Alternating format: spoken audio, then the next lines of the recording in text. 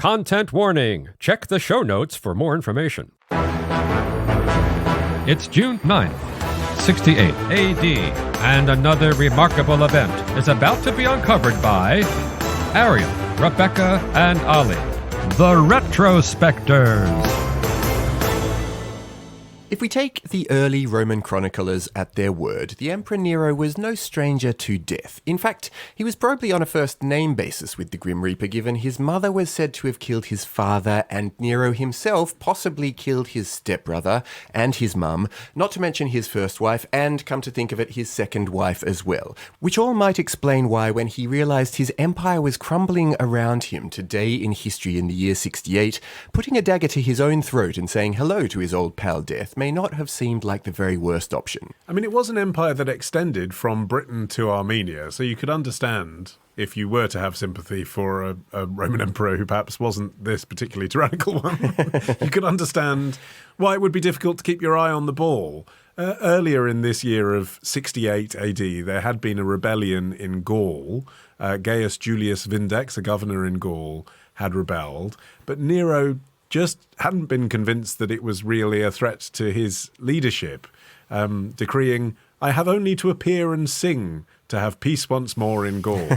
But then slowly other governors started joining the revolt too. Yeah, by the time the army defected to a rival for the throne, the imperial governor of Spain, a guy called Galba, the Senate had finally lost patience with Nero and they declared him a public enemy.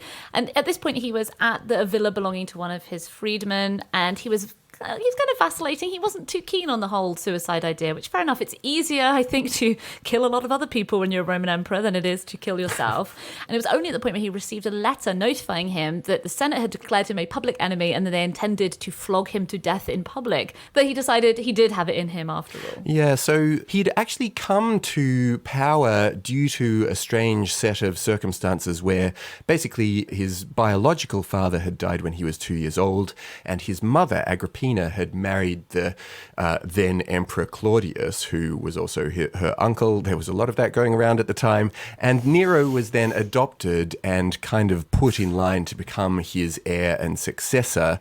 And just to keep all the incestuousness going, in 53 AD, Nero's mother arranged for him to marry Claudius's daughter Octavia. I mean, he had a pretty unparalleled claim to the throne because the existing emperor was his great uncle, his stepfather, his father-in-law, and his adoptive father. It's like a Jerry Springer showtime. I mean, he became emperor at 17, and rumours persist still of him having an incestuous relationship with his mother, simply because of this way in which Agrippina had wangled him in there, and things like surviving coins that imply they jointly ruled as equals, so both heads are the same size on the coins. But in the early days, if he'd have only lasted a few years, he'd have gone down in history, wouldn't he, as a successful emperor, doing some pretty progressive things. Yeah, the Emperor Trajan, who came to power 30 years after Nero died, is said to have spoken of the quinquennium Neronis, the 5 good years of Nero's 14 years in charge, which most people think were the very beginning. You know, his first speech was this thing that was penned for him by his much respected advisor Seneca, in which he promised to uproot the corruption that had plagued Claudius's court and return power to the Senate, and cut taxes. Yeah, cut taxes. End secret trials. Right. Ban capital punishment. You sound like you're about to go around canvassing for Nero. Remember the first 5 years, everybody. Yeah, I mean, he was very popular with the lower orders, although loathed by the elite. Also, he invested a lot in the city of Rome. He had these new grand public baths built. And interestingly, the idea that he fiddled while Rome burned, the classic saying, well, obviously he didn't do that, violence hadn't been invented, and he wasn't actually in Rome when the fire started. But there are actually reports that he oversaw measures to quell the flames, that he organised shelter for those who had been made homeless, and afterwards he introduced a new building code to try and stop Rome from being such a big flammable mess of overcrowded apartment buildings. But you have to obviously keep in mind that Roman culture and values were very different to ours, and that being incredibly brutal did not preclude being very popular. So he very easily could have been and probably was both. The other thing is that the idea of history as an academic discipline in the modern sense didn't really exist at the time. And, Roman chroniclers saw no issue with arranging their accounts so that they made like a nice point or that there was dramatic irony in them. Can we just recount what they say he did, right? So first is that as a result for Rome burning down, he then went about persecuting Christians, but persecuting them so horribly that he's been called the Antichrist, right? When you write Nero Caesar in Hebrew, it can be turned into the figure 666, the number of the beast. You're talking about torture, whipping, dressing Christians in animal skins and setting wild dogs upon them, having men crucified in his garden, coated in wax and set alight to act as candles at his parties. And, Christians were a real minority then. They were just a Jewish sect. I mean, this is AD 68. It would be like blaming celiacs now. But in any case, he was certainly brutal, despotic, unstable, prone to excess in all vices. He had this villa on the Gulf of Naples. It was basically the Epstein Island of its day. Some of the more outlandish tales include him castrating a freedman there to play his bride in a sort of parody wedding ceremony. But his infamy is definitely a combination of the accounts we have from the time, which are notorious for repeating tittle-tattle, but also the early church, turning him into the ultimate bogeyman for his persecution of Christians. Like, I don't think we would have this image of Nero if he'd been burning Gauls at the stake. But again, if you're looking for kind of convincing psychology as to why someone might do this, what we do know, which is what the fiddling while Rome burns thing hints at, regardless of whether the fiddle existed or not, is that he was a frustrated actor. Yes. And if we needed any proof that there's nothing more dangerous than a frustrated actor, his story is it. He wanted to be an actor and musician. He wanted to play the lyre. He wanted to write poetry and sing. People used to pretend they were dead so they could leave his gigs. He was so bad. His final words supposedly were, "Oh, what an artist dies in me." Yes. Like his whole sad story is a warning bell for frustrated lovies.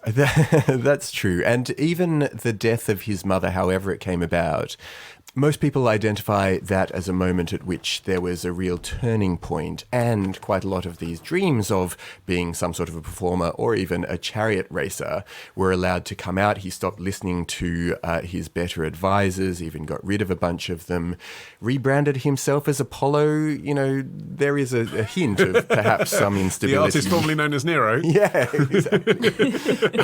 And then also becoming more interested in the business of public performance rather than ruling the empire. Of course, there is good reason to give your people bread and circuses. He's like, it's bread and circuses, but I've got to tell you guys, I am the clown. circus. Yeah. Yeah, I mean, that was one of the reasons that he was unpopular with the elite. I mean, other emperors would be criticised just for being too interested in gladiatorial games and circuses, whereas Nero actually wanted to participate in them. And that was seen as being grotesquely unbefitting of the actual ruler of Rome by the elite. And you can see that reflected in the way that Suetonius describes his death as well. Suetonius always depicts the manner of death in a way that is supposed to reflect how the emperor themselves lived. So he makes Nero's death seem particularly farcical and pathetic.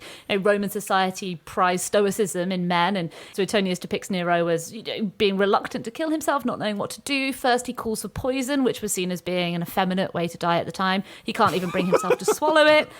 Next, he summons his favourite gladiator. So again, we've got a reference to his frowned upon involvement in gladiatorial games. Mm-hmm. And the overall effect is almost comedic. There's obviously no respect for Nero. So all of that leads us to his actual death, which again, if we go on what Suetonius says, he has it thus. It starts with a quote. "Hark now strikes on my ear the trampling of swift-footed hunters," that's Nero speaking, "and he drove a dagger into his throat. Aided by Epaphroditus, his private secretary, he was all but dead when a centurion rushed in, and as he placed a cloak to the wound, pretending that he had come to aid him, Nero merely gasped, 'Too late,' and 'This is fidelity.'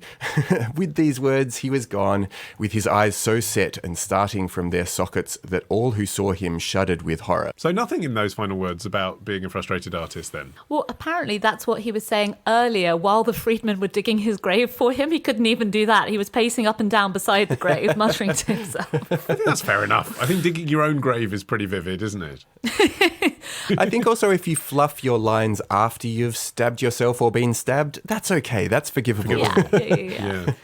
And Nero's death actually sparked a kind of interesting cult-like belief that he was going to return. It started off being that he'd faked his death, and there was actually good reason for people to be suspicious. One was that his death had taken place outside of the city at this freedman's villa. No one had really seen it. And then his funeral was very pared back. He was cremated privately. That was very unusual for an emperor not to have a big public tribute. And then as time went on, it almost took on a supernatural dimension. It became a legend that Nero had not only survived, but that he had remained alive at the same age he had been, and that he was going to come and restore his kingdom. I mean, maybe at this point being influenced by, the Christian beliefs around Jesus' return. Well, I guess you can see how the people would be trained to believe that he was somehow invincible or had super strength by his own propaganda. Yeah. I mean, he took a year out at one point, competing in artistic competitions where he won 1,808 first prizes. It's amazing, isn't it? He was always the most talented person in the stadium. Even at the Olympic Games, he won first prize in everything he did, which is because he was just so talented. So you can see how the ordinary pleb might be convinced by that. There's echoes in that of how Donald Trump seems to hit an unnatural amount of holes in one at his golf courses. Exactly. And so another week of retrospecting ends. But next week begins a day early at Club Retrospectors. Join us now to get an exclusive episode every Sunday. Patreon.com/retrospectors. Part of the Acast Creator Network.